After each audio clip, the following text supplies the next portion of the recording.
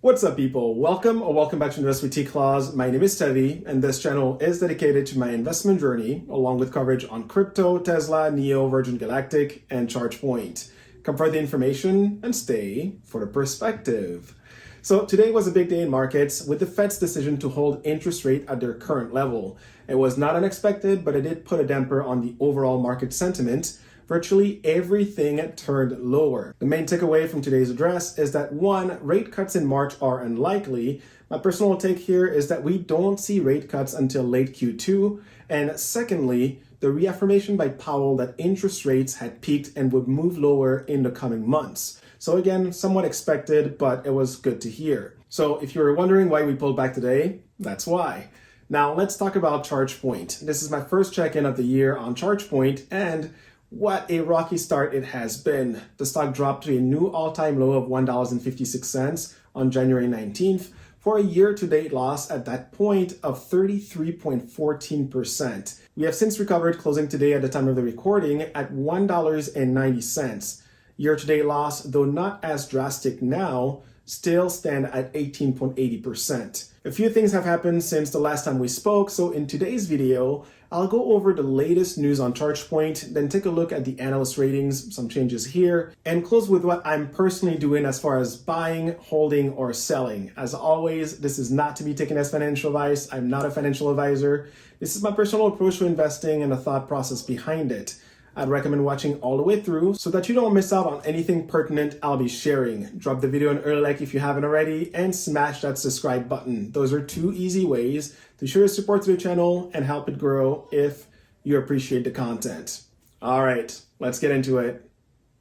All right, so let's jump right in. Given the poor performance reported during the last earnings call and the uncertainty that comes with having new leadership taken over, it's not too surprising to see the stock struggle. It's true that the forward guidance provided at the time did help a bit. And if you're not sure what I'm referring to, you can catch this video here. So despite that forward guidance, it doesn't change the fact that ChargePoint is currently in a bit of an information vacuum, right? So we won't really know how the business is actually performing from a revenue and losses perspective until the next earnings call, which is expected in early March. With that in mind, it's easy for fear, uncertainty, and doubt to set in. And that makes it easier for traders to bet against the stock versus buying it for long-term returns. Now, the pressure on the stock that took us down to a new all-time low just over a week ago, that was due to the increase in short interest, hitting 26.4%. This was an increase from around 22% back in December of last year. Now, the good news here for long-term minded investors is that this provides an opportunity to buy at a significant discount, right?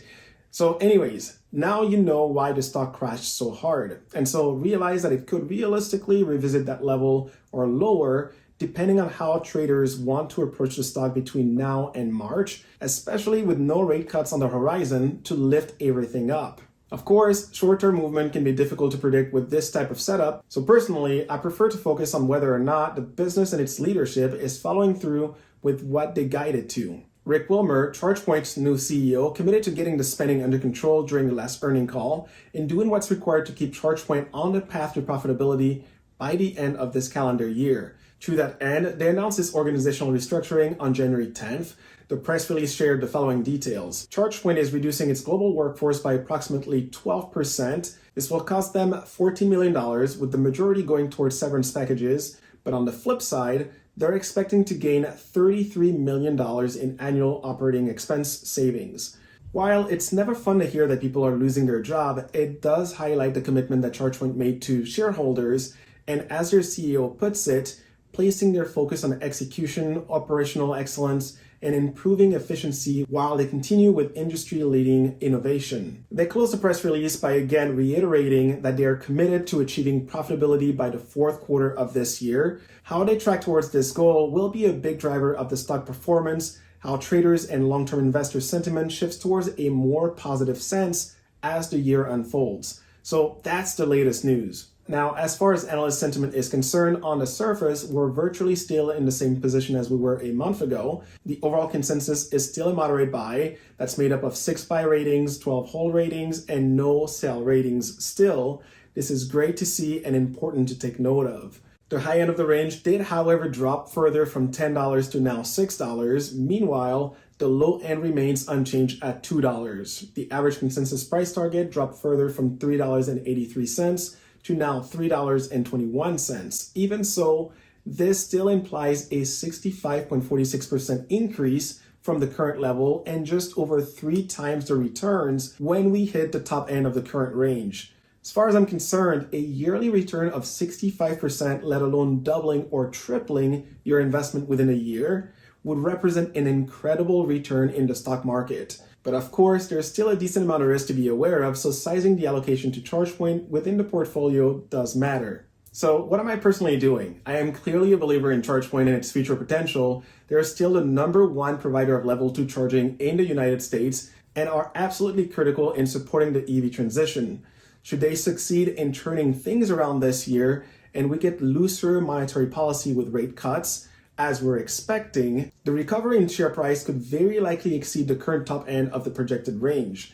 My minimum share count target is 1,000. I made further progress towards that goal this past week by adding 200 shares with buy points at $1.95 and $1.91. This brings my cost basis down to $2.53 and raises my total share count to now 700. So we're getting closer. The longer we stay below my cost basis, the easier it is for me to accumulate. I've made this point before, but it's worth repeating again. The all-time high for ChargePoint was $49.48. This was in December of 2020, while financial conditions were as loose as they could be, with low interest rates and quantitative easing in play. Back then, ChargePoint's yearly revenue was significantly lower. EV adoption was several degrees of magnitude lower than where it is today. My point is, and this is the last thing I will say, if ChargePoint is able to execute as they guided, deliver on a promised value, and financial conditions loosen as anticipated, a 10x return from the current level by this time next year could very well be in the card. That's my base case and my current investment thesis for ChargePoint. So I'm going to keep buying. It's that simple. But on that note, that is it for me today. If you found value in my content, click that like button and share with others who you think could also benefit from it. For my newcomers, subscribe. It's free. And don't forget to ring the notification bell so that you too can stay in the know. I'll be back on Sunday for my weekly video. Till then, you can keep up with me here on Twitter for crypto and NFT related news. Thank you for watching. Stay humble, hustle hard, and I'll see you in the next one.